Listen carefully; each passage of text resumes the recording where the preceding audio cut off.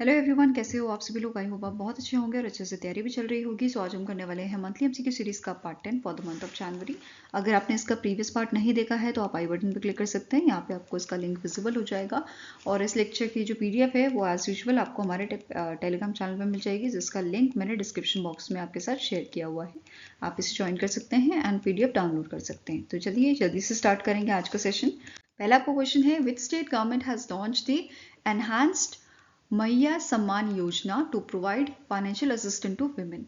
तो इनमें से कौन सा स्टेट है जिसने रिसेंटली एनहांस्ड वर्जन जो है आपका मैया सम्मान योजना का, इसको आपका जो है लॉन्च किया है। तो आंसर है इस option number B, that is Jharkhand government द्वारा इसको लॉन्च किया गया है।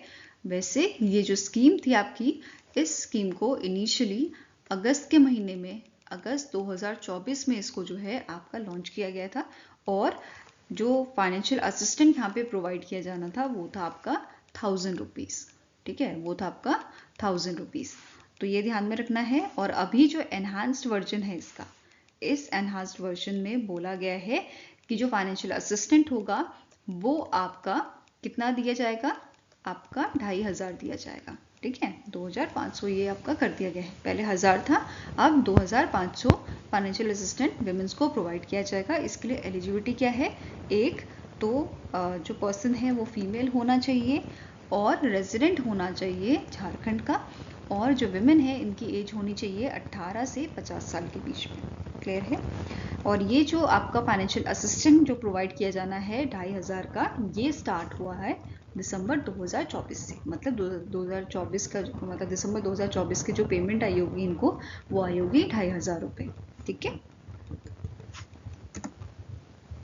नेक्स्ट क्वेश्चन है, the senior advocate Iqbal M Chagla recently in Jan passed away. He served as a president of Bombay Bar Association from 1992 dash. तो जो सीनियर एडवोकेट थे आपके इकबाल एम चागला, यहाँ पे आप इनकी इमेज देख सकते हैं। इन्होंने जो है प्रेसिडेंट एज अ प्रेसिडेंट सर्व किया है बॉम्बे बार एसोसिएशन में 1990 से 1999 के बीच। तो इन्होंने जो है बेसिकली 3 टाइम जो है एज अ प्रेसिडेंट सर्व किया है इस ऑर्गेनाइजेशन में। इसी के साथ आपको नोट करना है, इन्होंने सर्व किया है member of executive committee of a bar association of India, and he also served in a National Legal Services Authority in New Delhi, Delhi. Next question है, in January 2025 the Center for Development of Telematics, that is C.DOT, new Delhi Delhi based जो organisation है, इन्होंने partnership की है इनमें से कौन से इंस्टीट्यूशंस के साथ, for development of a wide band spectrum sensor ASIC chip और एनहांसिंग द स्पेक्ट्रम यूटिलाइजेशन। तो इनमें से कौन सी ऑर्गेनाइजेशन, कौन सी इंस्टीट्यूशन के साथ ये कोलैबोरेशन हुआ है। तो आंसर आपका हो जाएगा IIT Mandi and IIT Jammu. ठीक है, ये दोनों ही ऑर्गेनाइजेशन है, तो both A and B are correct. Okay, answer here is option number D. और ये अग्रीमेंट साइन किया गया था इन द प्रेजेंस ऑफ जो CEO हैं आपके C.DOT के, राजकुमार उपाध्याय, राहुल श्रेष्ठा जो प्रिंसिपल इन्वेस्टिगेटर हैं आपके IIT मंडी के, रोहित बी चौरसिया जो को इन्वेस्टिगेटर हैं IIT जम्मू से, एंड C.DOT के जो डायरेक्टर हैं पंकज कुमार एंड शिखा श्रीवास्तवा। इनके प्रेजेंस में यह अग्रीमेंट साइन किया गया था, जिसका मेन एम क्या है कि डेवलप करे wide band spectrum sensor and application specific integrated circuit chip. इसको ये डेवलप करे to optimize spectrum use for broadband services. Okay. Next up question है, in January 2025 the DRDO has successfully conducted the field trials of the Dash Advanced Anti-Tank Fire and Forget Missile Guided Missile in a Pokhran Field Range, जो आपका जैसलमेर राजस्थान में located है। तो answer हो जाएगा that is कि DRDO ने recently जो है टेस्ट कंडक्ट किया था, फील्ड ट्रायल्स कंडक्ट किए थे आपके नाग 2 के। ठीक है, नाग मार्क 2 जो आपके मिसाइल है, इसके आपके सक्सेसफुल ट्रायल रन्स यहाँ पे हुए हैं। Okay, answer here is option number C, ये आपका जैसलमेर राजस्थान में हुआ है। ओके, नाग मार्क 2 की बात करें तो डेवलप किसने किया है, DRDO द्वारा डेवलप की गई है with the cost of 300 crore rupees, 300 crore की लागत से इसको डेवलप किया गया है। ठीक है, ये वर्क करती है फायर एंड फॉरगेट टेक्नोलॉजी पे। वेट की बात करें तो अप्रॉक्सीमेटली 45 kg का इसका वेट है and it measures 6 feet and 1 inch. Okay, DRDO की बात करें, करंट चेयरमैन कौन है? समीर वी कमाची। स्टैब्लिश किया गया था 1958 में। हेडक्वार्टर आपका लोकेटेड है इसका न्यू दिल्ली, दिल्ली में। ओके, नेक्स्ट क्वेश्चन है, name the company that has signed an MOU with Andhra Pradesh to establish India's first private semiconductor manufacturing facility in the state। तो इनमें से कौन सी कंपनी है जिसके द्वारा MOU साइन किया गया है आंध्र प्रदेश के साथ, क्योंकि आंध्र प्रदेश में स्टैब्लिश किया जाएगा इंडिया का पहला प्राइवेट सेमीकंडक्टर मैन्युफैक्चरिंग फैसिलिटी। ठीक है, तो ये कौन सी कंपनी है? It is Indichip semiconductor. Okay, तो Indichip semiconductor along with Japanese firm जिसका नाम है आपका यूटो माइक्रोम टेक्नोलॉजी लिमिटेड, इन दोनों के जॉइंट वेंचर से स्टैब्लिश किया जाएगा इंडिया का पहला सेमीकंडक्टर मैन्युफैक्चरिंग फैसिलिटी। कहाँ पे? आपके आंध्र प्रदेश में। आंध्र प्रदेश के ओरवाकल मेगा इंडस्ट्रियल हब जो आपका कुर्नूल डिस्ट्रिक्ट में लोकेटेड है, वहां पे इसे स्टैब्लिश किया जाएगा। ओके, इसकी कॉस्ट आपकी रहेगी ओवर 14,000 करोड़। और इस चीज के लिए अग्रीमेंट, ये MOU किसने साइन किया है? पीयूष बिचौरिया जो MD है इंडीचिप सेमीकंडक्टर के, एंड साईकांत वर्मा जो CEO है आपके Andhra Pradesh economic development board के। इनके बीच में ये अग्रीमेंट साइन हुआ था। ओके, जो ये फैसिलिटी जो आपकी फैसिलिटी ये रहेगी, ठीक है, ये जो इंडिया का पहले सेमीकंडक्टर मैन्युफैक्चरिंग फैसिलिटी होगा, ये आपका मैन्युफैक्चर करेगा सिलिकॉन कार्बाइड चिप्स को। ठीक है, एंड यहाँ पे बोला गया है कि जो प्लांट है इसकी कैपेसिटी क्या रहेगी? ये 10,000 वेपर पर मंथ जो है ये प्रोड्यूस करेगा। वेपर आप यहाँ पे इमेज देख सकते हैं, इस टाइप का वेपर होता है जो आपका यूज किया जाता है आपके प्रोड्यूस करने के लिए सेमीकंडक्टर को। ओके, सेमीकंडक्टर चिप्स को, ये आपका माइक्रो प्रोसेसर, DRAM या जो पावर डिवाइसेस होते हैं उनमें यूज किया जाता है।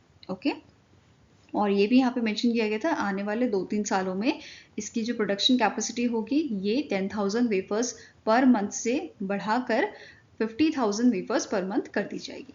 ओके, नाउ नेक्स्ट आपका क्वेश्चन है, name the country that will host the 28th edition of a conference of speakers and presiding officers of parliament of commonwealth countries in 2026। तो इनमें से कौन सी कंट्री है जो होस्ट करने वाली है 2026 का, या आप बोल सकते हो 28th एडिशन आपका CS POC का? तो it will be your India. ठीक है, इंडिया इसे होस्ट करेगी। कहाँ पे होगा? तो वेन्यू आपका है ये न्यू दिल्ली, दिल्ली में होगा 2026 में। और ये अनाउंसमेंट की थी लोकसभा के स्पीकर जो हैं अभी आपके ओम बिरला जी, उनके द्वारा ये अनाउंसमेंट की गई थी। क्लियर है? अब जो ये कॉन्फ्रेंस है इसका मेन एम क्या है, कहाँ पे इसका जो फोकस है वो रहेगा आपका application of AI artificial intelligence and social media in a parliamentary operations for enhancing corporation among the member countries. Clear है? अब क्या इंडिया ने इसे पहले भी होस्ट किया है? तो हाँ, 2010 में, फिर 1986 में इससे पहले, और सबसे पहले 1970 और 71 के बीच में इसे जो है होस्ट किया था इंडिया ने, और इस बार चौथी बार इंडिया जो है इसे होस्ट करेगा। क्लियर है? नाउ इसकी शुरुआत कब हुई थी? 1969 में इसकी शुरुआत हुई थी। और इसका ये जो इनिशिएटिव है उस टाइम के जो स्पीकर थे आपके house of common of Canada honourable Lucian, इनके द्वारा ये इनिशिएटिव स्टार्ट किया गया था। और इससे रिलेटेड जो भी कमिटीज़ हैं उन सब का हेडक्वार्टर, उन सब का सेक्रेटरीट जो है ये आपका लोकेटेड है कनाडा में। ठीक है, अब यहाँ पे जो कॉन्फ्रेंस 2026 में होगी इसमें पार्टिसिपेट कौन करेगा? कॉमनवेल्थ कंट्रीज इसमें पार्टिसिपेट करेंगी। कॉमनवेल्थ कंट्रीज क्या है? ऐसी कंट्रीज जो जिन पे बेसिकली ब्रिटिशर्स ने रूल किया है। ठीक है, ऐसी कंट्रीज को कॉमनवेल्थ कंट्रीज बोलते हैं, और वो यहाँ पे इस 28th एडिशन में पार्टिसिपेट करेंगी जो इंडिया होस्ट करेगा। क्लियर है? नेक्स्ट क्वेश्चन है, as per the Tracxn technologies report title annual India fintech report 2024, India ranked at dash position globally in terms of a funding received in a fintech segment. तो एक report आपकी जारी की है Turkson technology private limited द्वारा। इस organisation ने ये रिपोर्ट जारी की है जो इंडिया की कंपनी है, और इस रिपोर्ट के अकॉर्डिंग इंडिया ग्लोबली जो है तीसरे नंबर पे है जिसे फिनटेक सेगमेंट में सबसे ज़्यादा फंडिंग मिली है। ठीक है, तो आंसर आपका क्या हो जाएगा? It is option number C, that is India stand at the third position. और इंडिया से पहले कौन कौन सी आपके कंट्री हैं? तो पहले नंबर पे आ जाती है आपकी यूएसए, और दूसरे नंबर पे है यूके, तीसरे पे आ जाता है इंडिया। तो ये आपके टॉप 3 कंट्रीज हैं जिनको सबसे ज़्यादा फिनटेक सेगमेंट में फिनटेक सेक्टर में जो है फंडिंग रिसीव हुई है। ठीक है, अब बात करेंगे इंडिया की। इंडिया जो है थर्ड पोजीशन पे बना हुआ है, जबकि इंडिया ने इस बार 33% डिक्लाइन देखा है। तो इंडिया की जो फंडिंग हुई है 2024 में it is 1.9 billion US dollar. अगर इसे 2023 से कंपेयर करें तो ये आपकी कम है। 2023 में कितनी थी? 2.8 बिलियन यूएस डॉलर थी, और अभी ये हमारी है 1.9 बिलियन यूएस डॉलर हमें फंडिंग रिसीव हुई है इन अ फिनटेक सेगमेंट। ठीक है, और 2024 में जो Q3 था उसमें सबसे ज़्यादा फंडिंग हमें मिली है, it is your 805 million US dollar. तो सबसे ज़्यादा Q3 में फंडिंग हमें मिली है। अब कुछ की पॉइंट्स हैं जो इस रिपोर्ट में आपके मेन पॉइंट्स थे वो मैंने हाईलाइट किए हैं। जैसे टॉप 3 इंडियन सिटीज़ जहाँ पे सबसे ज़्यादा फंडिंग हमें देखने को मिली है, पहले नंबर पे आ जाता है Bengaluru, followed by Mumbai and Delhi. ठीक है, नेक्स्ट टॉप 3 इन्वेस्टिंग कंपनीज कौन सी देखने को मिली है? Peak 15 partners from Karnataka, lets venture technology from again Karnataka, and Y combinator LLC, ये आपकी यूएसए बेस्ड कंपनी है। क्लियर है? इसके अलावा top 3 companies in seed investment, ये हमें देखने को मिली है venture catalyst from Mumbai Maharashtra, Y combinator, ये भी हमने पढ़ा यूएस बेस्ड आपकी जो है कंपनी है, then Antler company from Singapore. Okay, then top 3 companies जो अर्ली स्टेज फंडिंग जहाँ पे सबसे ज़्यादा हुई है, पहला नंबर आ जाता है elevation capital from Gurugram Haryana, GMO venture partners जो आपकी जापान बेस्ड ऑर्गेनाइजेशन है, एंड योर पीक 15 पार्टनर्स, ये थर्ड नंबर पे है। ठीक है, then top 3 companies in a late stage funding, ये देखने को मिली है हमें क्रिगिस investment advisors from Karnataka, the rise fund from USA, and Amara partners from Mumbai Maharashtra. Then 2024 के 2024 के जो यूनिकॉर्न है, बेसिकली यूनिकॉर्न जो बने थे उसमें से फिनटेक कंपनी जो यूनिकॉर्न बनी है वो कौन सी है? 2 आपकी कंपनी बनी है, मनीव्यू एंड परफ्यूज। 2023 में सिर्फ एक कंपनी यूनिकॉर्न थी आपकी फ्रॉम द फिनटेक, और 2024 में 2 यूनिकॉर्न बनी है, एक तो मनीव्यू एंड दूसरी आती है आपकी परफ्यूज। ओके, 2024 में IPO जो फिनटेक सेक्टर में रिलीज किए गए थे या रिकॉर्ड किए गए हैं, तो ये है आपके टोटल 8 IPO, 8 ऐसी कंपनीज जिन्होंने अपने IPO रिलीज किए हैं, and they belongs to the fintech sector. Okay, इसमें से स्विगी भी एक आपकी थी। देन नेक्स्ट आता है starting information, Turkson technology limited की बात करें तो इसके करंट चेयरपर्सन एंड MD कौन है? नेहा सिंह इनका नाम है, और हेडक्वार्टर लोकेटेड है आपका बेंगलुरु कर्नाटका में। नेक्स्ट क्वेश्चन है the NPCI international payment limited, NIPL जिसका शॉर्ट फॉर्म है, इन्होंने रिसेंटली जो है पार्टनरशिप की है Magnati to provide feature of a QR based UPI merchant payments in which country. तो NPCI इंटरनेशनल पेमेंट जो है, इन्होंने इंटरनेशनल पेमेंट लिमिटेड जो है इन्होंने पार्टनरशिप की है, अग्रीमेंट साइन किया है मैग्नाटी के साथ, जो आपकी ऑर्गेनाइजेशन है UAE की, इसके साथ अग्रीमेंट साइन किया है ताकि UAE के जो आपके मर्चेंट हैं, जैसे इंडिया में क्या होता है दुकान पे जाते हो, जो मर्चेंट हैं वो आपको एक QR कोड पेमेंट के लिए प्रोवाइड करते हैं, आप उससे पेमेंट करते हो, तो यही चीज़ UAE में करने के लिए यहाँ पे जो है पार्टनरशिप की गई है मैग्नाटी के साथ। ठीक है, आंसर आपका यहाँ पे हो जाएगा, it is option number E, that is UAE। Okay, अब मैग्नाटी जो है ये आपके point of sale terminal setup करेगा UAE में। ठीक है, और इससे क्या होगा, ऑनलाइन पेमेंट इजीली हो पाएगी, और जो हमारे इंडिया के लोग ट्रैवल करते हैं UAE में, दुबई में, उनको पेमेंट करना आसान हो जाएगा। क्लियर है? मैग्नाटी क्या है? ये आपकी पेमेंट सॉल्यूशन प्रोवाइडर है मिडिल ईस्ट में, एंड इससे UAE में जो है मोर देन 12 मिलियन इंडियन जो ट्रैवल करते हैं वो आराम से जो है सीमलेस पेमेंट यहाँ पे कर पाएंगे।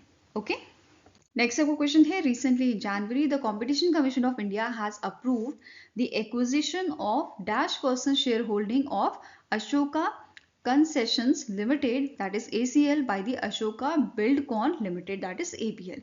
तो ABL ने 34% शेयर जो है, शेयर होल्डिंग जो है वो एक्वायर की है अशोका कंसेशंस लिमिटेड में. ठीक है, तो आंसर क्या हो जाएगा यहाँ पे ऑप्शन नंबर डी. और AC के साथ आपको नोट करना है कि जो आपकी वीवा है, वीवा जो सब्सिडी है ABL की, इसने एक्वायर किए हैं 26% आपके, मतलब इनको भी अप्रूवल मिला है कि एक्वायर करेंगे 26% of equity in the JN, which is your Jaora Nayagaon Toll Road Company Limited. तो बेसिकली ABL ने 26% के इक्विटी जो है या इक्विटी शेयर जो है वो एक्वायर करने हैं किसमें, JN ऑर्गेनाइजेशन में. और इसका भी अप्रूवल CCI ने दिया है, कॉम्पिटिशन कमीशन ऑफ इंडिया ने दिया है. क्लियर है. नेक्स्ट क्वेश्चन है, name the personality who is conferred with the honorary citizen award by Singapore government for his outstanding contribution to the Singapore India relation. तो इनमें से कौन से पर्सन है जिनको सिंगापुर गवर्नमेंट ने ऑनरी सिटीजन अवार्ड से नवाजा है? तो आंसर आपका हो जाएगा इट इज तरुण दास. तरुण दास कौन है? He is a former DG of your CII. Okay, confederation of Indian industry के ये आपके फॉर्मर DG रहे हैं. And he became the second Indian जिनको ये अवार्ड मिला है. इनसे पहले किनको दिया गया है? 2008 में इनसे पहले ये अवार्ड दिया गया था रतन टाटा जी को. रतन टाटा जी को. ठीक है. नाउ अब बात करते हैं इस अवार्ड को किसने प्रेजेंट किया था तरुण दास जी को? तो सिंगापुर के जो प्रेसिडेंट हैं थर्मान मुगरत्नम जो है, उनके द्वारा ये अवार्ड प्रेजेंट किया गया था तरुण दास जी को न्यू दिल्ली में ऑन 15 जनवरी 2025. ठीक है. तरुण दास जी जिन्होंने जो है DG और chief mentor as a DG और चीफ मेंटोर इन्होंने सर्व किया है CII में फॉर ओवर 40 ईयर. एंड इनको 2004 में सिंगापुर पब्लिक सर्विस मेडल से भी इनको जो है नवाजा गया था और इनको ये अवार्ड दिया गया था. नाउ बात करेंगे अब ऑनरी सिटीजन अवार्ड की. तो इसकी शुरुआत 2003 में की गई थी और ये अवार्ड प्रेजेंट किया जाता है नॉन सिंगापुरियंस को, मतलब ऐसे लोग जो सिंगापुर के नहीं हैं, उनको उनके अच्छे कंट्रीब्यूशन के लिए टू द सिंगापुर. ठीक है, सिंगापुर में जो अच्छा काम करते हैं, सिंगापुर के लिए अच्छा काम करते हैं, ऐसे लोगों को ये अवार्ड दिया जाता है. नाउ स्टैटिक इन्फॉर्मेशन करेंगे आपके सिंगापुर की. तो इसकी कैपिटल क्या है? सिंगापुर सिटी ही इसकी कैपिटल है और करेंसी है सिंगापुर डॉलर. ओके, यहाँ पे आप इमेज देख सकते हैं. नेक्स्ट अब बात करते हैं CII की. CII जो है ये स्टैब्लिश किया गया था 1895 में और इसका हेडक्वार्टर आपका न्यू दिल्ली में लोकेटेड है. करंट प्रेसिडेंट की बात करें तो इनका नाम है संजीव पुरी, जो करंटली सर्व कर रहे हैं as a president. But president elect या प्रेसिडेंट डेजिग्नेट कौन है जो इस प्रेसिडेंट की पोजीशन पे भी आएंगे? इनका नाम है राजीव मेमानी. ठीक है, मतलब न्यू प्रेसिडेंट जो इलेक्ट हुए हैं. देन वाइस प्रेसिडेंट आपके CII के हैं फॉर द 2024-2025. इनका नाम है R Mukundan. And director general है CII के चंद्रजीत बैनर्जी. ओके, नेक्स्ट अब क्वेश्चन है, who is appointed as the new MD and CEO of Indian bank? Indian bank के नए MD and CEO कौन अपॉइंट किए गए हैं? इनका नाम है विनोद कुमार. क्या नाम है? विनोद कुमार. और इन्होंने रिप्लेस किसे किया है? शांतिलाल जैन जी को. ठीक है, इन्होंने रिप्लेस किया है शांतिलाल जैन जी को. और विनोद कुमार जी की अगर बात करें तो ये जो है आपके इस पोजीशन पे आने से पहले, MD and CEO बनने से पहले इंडियन बैंक के, इन्होंने एज अ एग्जीक्यूटिव डायरेक्टर सर्व किया है पंजाब नेशनल बैंक में. यहाँ पे जो है आप इनकी इमेज देख सकते हैं, ये आपके हैं विनोद कुमार जी. क्लियर है. इसके अलावा एक और अपॉइंटमेंट किया गया था अपॉइंटमेंट कमेटी ऑफ कैबिनेट द्वारा अशोक चंद्र जी का. ये आपके MD and CEO अपॉइंट किए गए हैं पंजाब नेशनल बैंक के. ठीक है, कौन सा बैंक है? It is PNB bank. और इन्होंने रिप्लेस किया है अतुल कुमार गोयल को. ओके, और अशोक चंद्र जी प्रीवियसली इन्होंने जो है सर्व किया है एग्जीक्यूटिव डायरेक्टर कैनरा बैंक में इस पोजीशन पे, मतलब MD and CEO वाली पोजीशन पे आने से पहले. ओके, इसके अलावा ये डायरेक्टर भी रहे हैं board of the union trustee company के. And he also serve as a director of a National Asset Reconstruction Company Limited NARCL के, ये आपके एज अ डायरेक्टर इन्होंने सर्व किया हुआ है. और यहाँ पे आप इनकी इमेज देख रहे हैं अशोक चंद्र जी की. नाउ नेक्स्ट बात करेंगे स्टैटिक इन्फॉर्मेशन की। तो पीएनबी के शुरुआत आपकी की गई थी 1894 में। हेडक्वार्टर्स का लोकेटेड है न्यू दिल्ली, दिल्ली में, और टैगलाइन क्या है, the name you can bank upon. वहीं भी इंडियन बैंक की बात की जाए तो इसकी शुरुआत की गई थी 1907 में। हेडक्वार्टर आपका चेन्नई तमिलनाडु में लोकेटेड है और टैगलाइन क्या है, योर ओन बैंक, आपका अपना बैंक। ओके, नेक्स्ट क्वेश्चन है, who has been assigned to head the RBI's monetary policy and economic research department. तो रिसेंटली आरबीआई के जो डेप्यूटी गवर्नर थे जिनका नाम है मिशेल देवपात्रा, इनका जो है आपका टेन्योर ख़त्म हो गया है, इनकी जो सर्विस थी वो ख़त्म हो गई है। और इनकी सर्विस ख़त्म होने पे जो बाकी डेप्यूटी गवर्नर आपके हैं उनके बेसिकली जो रिस्पॉन्सिबिलिटी थी वो रीशफल कर दी गई है, उनके जो कार्य थे वो रीशफल कर दिए गए हैं, क्योंकि जो इनके हिस्से में काम था वो भी यहाँ पे जो है औरों को देना था। तो ये चीज़ यहाँ पे काम का रीशफल हुआ है। क्लियर है। अब आरबीआई मॉनेटरी पॉलिसी जो है इसके हेड आपके बना दिए गए हैं एम राजेश्वर राव। इससे पहले मिशेल देवपात्रा जो है इसको हेड करते थे। ठीक है, तो आंसर क्या हो जाएगा, ऑप्शन नंबर ए, और इन्हें इकोनॉमिक रिसर्च डिपार्टमेंट भी दे दिया गया है। ठीक है, ये क्लियर है। नाउ एम राजेश्वर जी के पास 11 डिपार्टमेंट है, बेसिकली ये 11 डिपार्टमेंट हैंडल कर रहे हैं। ठीक है, आफ्टर दी जो टेन्योर आपका खत्म हुआ है मिशेल देवपात्रा जी का। ठीक है, इसके अलावा जो टी रविशंकर हैं इनको जो है 13 डिपार्टमेंट दिए गए हैं, और स्वामीनाथन जे जो हैं इनके पास 9 डिपार्टमेंट आए हैं, इनके खाते में 9 डिपार्टमेंट आए हैं। तो बेसिकली इनका काम जो है वो थोड़ा बढ़ गया है अब। ओके, यहाँ पे आप जो है आप देख सकते हैं गवर्नर आपके आरबीआई के कौन है, संजय मल्होत्रा जी। इसके अलावा 3 डेप्यूटी गवर्नर कौन है अभी, M Rajeshwar Rao, T Ravishankar and Swaminathan J, जिनकी हमने बात की। इनको जो है अलग अलग डिपार्टमेंट्स यहाँ पे सौंप दिए गए हैं इनके काम करने के लिए। ओके, नेक्स्ट आपका क्वेश्चन है, what is the name of India's first indigenous micro missile system design to counter the swarm drones. Swarm क्या होता है, बेसिकली झुंड होता है आपका, है ना, जैसे आपके 20 का झुंड हो गया, ऐसे ही अगर हम बात करें ड्रोन्स के झुंड की तो उसको शूट डाउन करने के लिए, उसको काउंटर करने के लिए एक माइक्रो मिसाइल सिस्टम आपका टेस्ट किया गया है। इंडिया ने इसे टेस्ट किया है, 2 टेस्ट इसके हुए थे, और कहाँ पे टेस्ट आपके किए गए थे, उड़ीसा में किए गए थे। ठीक है, उड़ीसा में टेस्ट आपके किए गए थे। फाइन, नाम क्या रखा गया है इस माइक्रो मिसाइल सिस्टम का, इट इज भार्गव अस्त्र। क्या नाम है इसका, भार्गव, ऐसे भार्गव अस्त्र, इसे तोड़ के पढ़ेंगे तो अच्छे से याद हो जाएगा। ठीक है, नाउ अब भार्गव अस्त्र आपका रिलेटेड है महाभारत से। महाभारत में कर्ण ने प्रयोग किया था भार्गव अस्त्र, किसके ऊपर, अर्जुन के ऊपर। ठीक है, तो आप इसे स्टोरी के माध्यम से याद रख सकते हैं, इसका नाम है भार्गव अस्त्र, और ये आपका शूट डाउन करेगा जो भी स्वार्म ड्रोन्स होंगे उनको लिए बेसिकली बनाया गया है। और ये स्पेशली किसके लिए डेवलप किया गया है, इंडियन आर्मी के लिए डेवलप किया गया है। क्लियर है।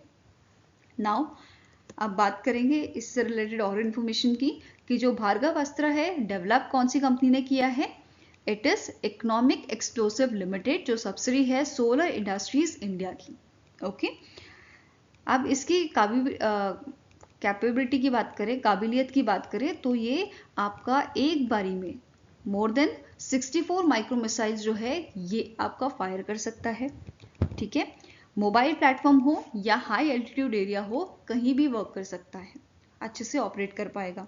ठीक है, मेन काम क्या रहेगा, ये फोकस करेगा काउंटर करने के लिए ड्रोन अटैक्स को, एंड ये रेडार और फायर कंट्रोल सिस्टम को यूज करके उन्हें शूट डाउन करेगा।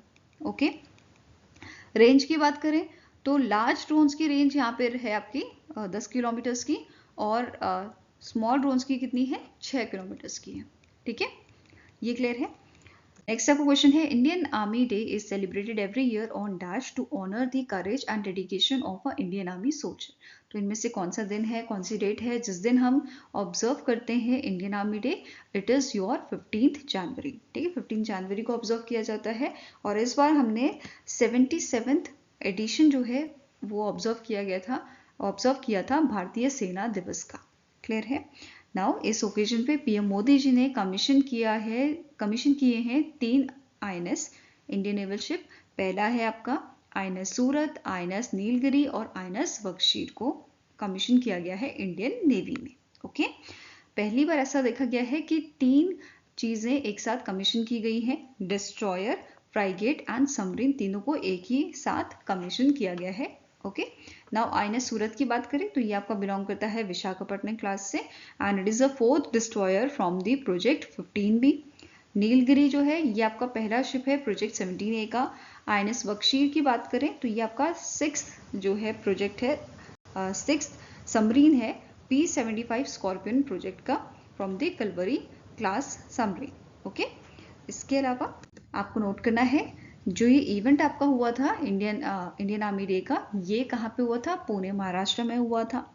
ठीक है, एंड ये इस इवेंट में शोकेस किया गया था multi utility leg equipment that is mule जो है वो यहाँ पे आपका शोकेस किया गया था, commonly referred as robotic dogs. ठीक है, यहाँ पे जैसे आप इमेज देख पा रहे हैं।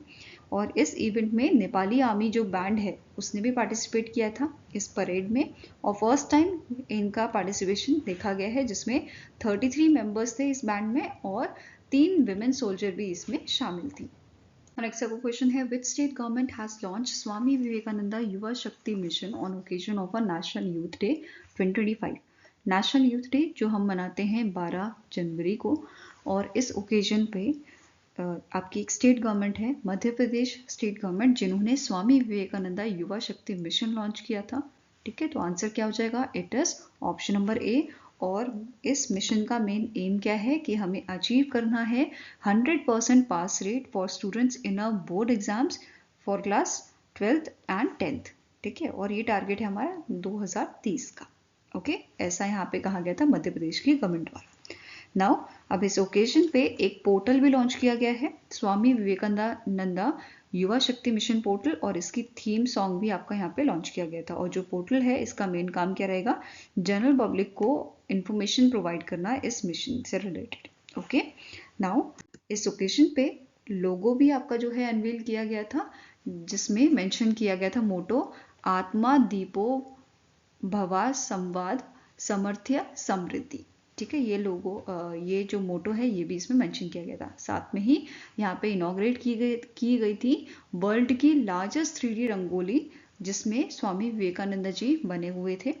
ठीक है, और कहाँ पे ये बनाई गई थी? शौर्य स्मारक इन भोपाल मध्य प्रदेश ये बनाई गई थी। और किसके द्वारा बनाई गई थी? शिखा शर्मा जोशी जो आपके रंगोली आर्टिस्ट हैं उनके द्वारा ये बनाई गई थी।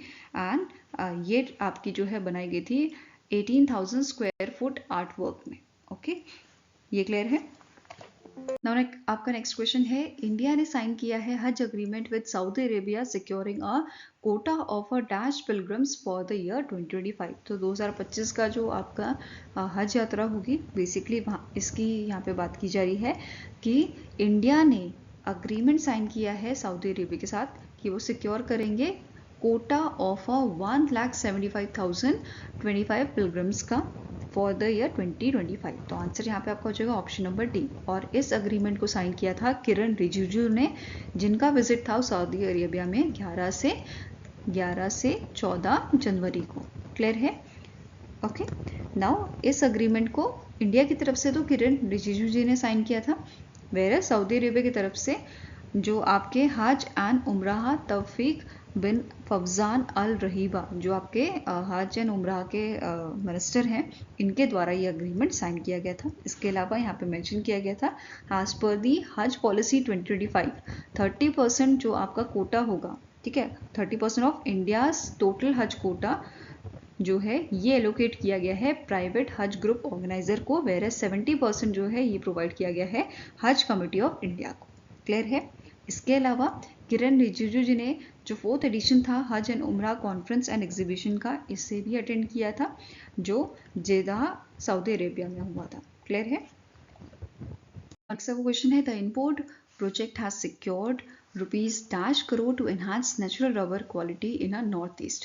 तो जो आपका इनरोड प्रोजेक्ट है, इस प्रोजेक्ट ने सिक्योर किए हैं अभी 100 करोड़ का अमाउंट, ताकि इम्प्रूव कर सके नेचुरल रबर क्वालिटी को in the north east area. Okay, answer here is option number A. अब अगर इस प्रोजेक्ट की बात करें तो ये जो प्रोजेक्ट है इसका फुल फॉर्म पूछा जा सकता है, which is Indian natural rubber operation for assisted development. और इसका काम क्या है?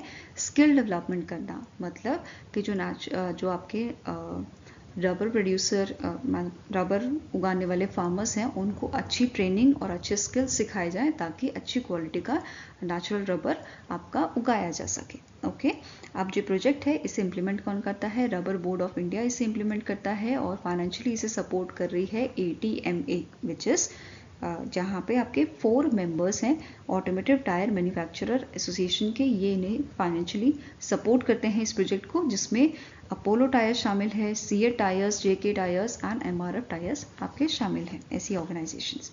ठीक है, अगर बात करें इस अचीवमेंट्स की इस प्रोजेक्ट के, तो लास्ट 4 ईयर्स में यहाँ पे बोला गया है, मतलब फर्स्ट 4 ईयर्स इस प्रोजेक्ट के, इसमें न्यू नेचुरल रबर प्लांटेशन यहाँ पे किया गया था 94 डिस्ट्रिक्ट्स में, जो आपके north east and West Bengal के कुछ पार्ट्स में लोकेटेड हैं।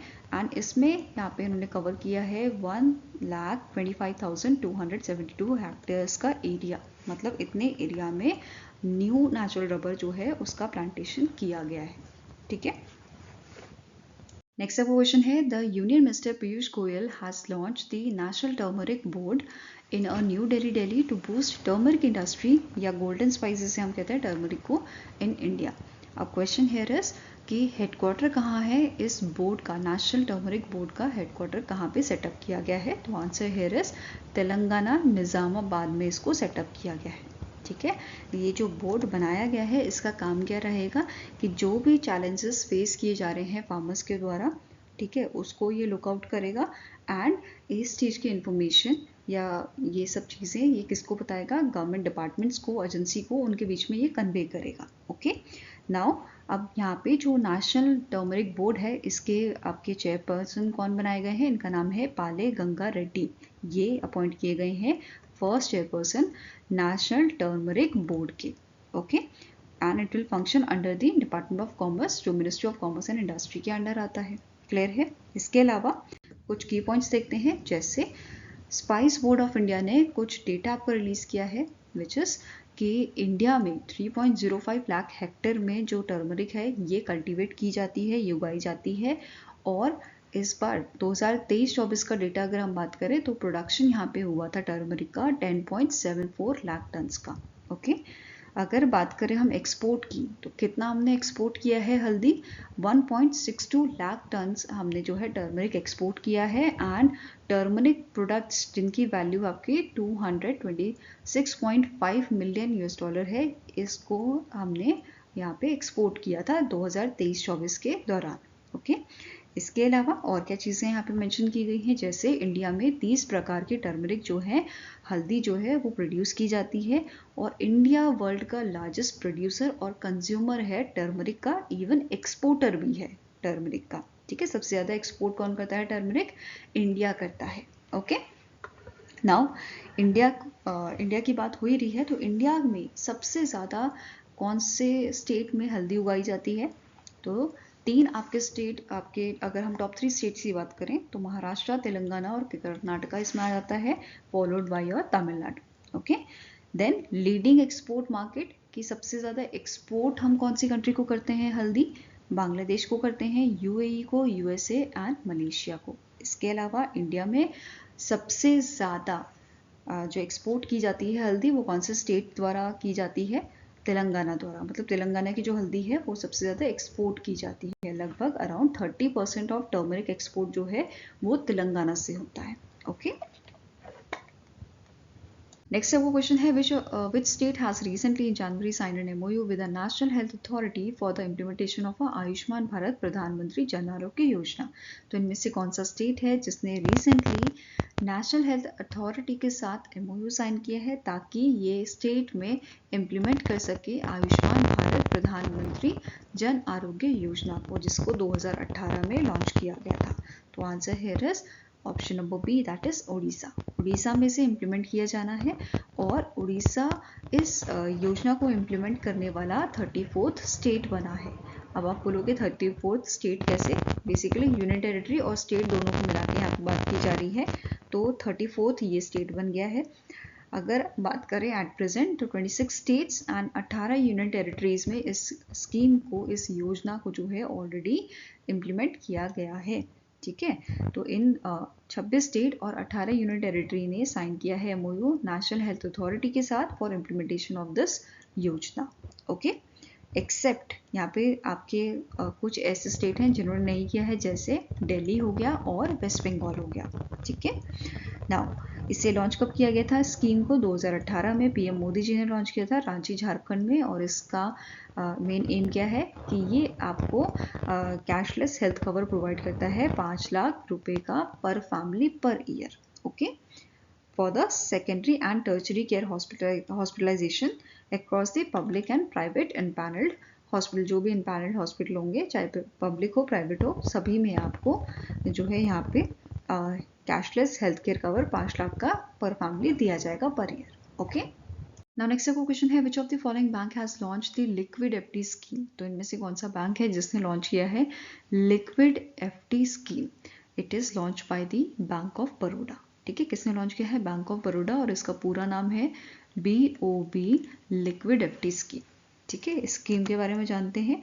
इसमें जो डिपॉजिटर्स हैं इनको यहाँ पे फैसिलिटी दी गई है, पार्शियली विड्रॉल कर सकते हैं मनी। ठीक है, नेक्स्ट पॉइंट क्या बोल रहा है कि इसकी स्टार्टिंग जो है वो आपके 5,000 रुपये से होगी, और फिर आप मल्टीपल ऑफ थाउजेंड्स रुपीज़ जो हैं वो आप यहाँ पे डिपॉजिट कर सकते हो। ठीक है, ड्यूरेशन क्या रहेगी डिपॉजिट की? It ranges from 12 to 60 month.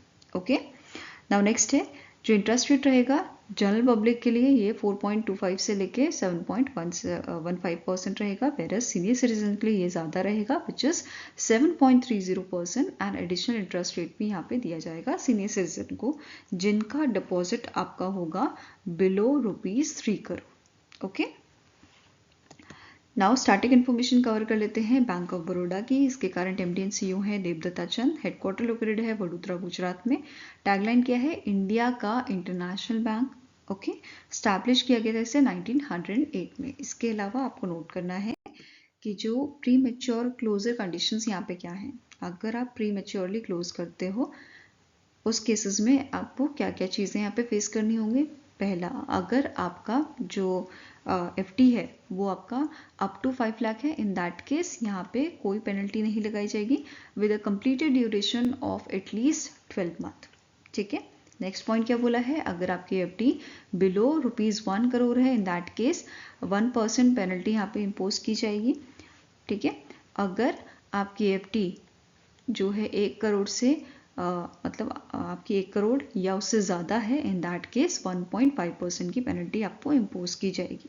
Okay, I hope guys आपको ये वीडियो पसंद आया हो। पसंद आए तो लाइक एंड शेयर जरूर कीजिएगा, और हमारे साथ जुड़ने के लिए हमारे चैनल को सब्सक्राइब कीजिएगा। अगर आपकी कुछ सजेशन है तो आप हमें मेल कर सकते हो या आप हमें कमेंट सेक्शन में भी लिख सकते हैं। सो मिलेंगे ऐसे नेक्स्ट वीडियो के साथ। Till then take care, have a nice day and all the best for your preparation.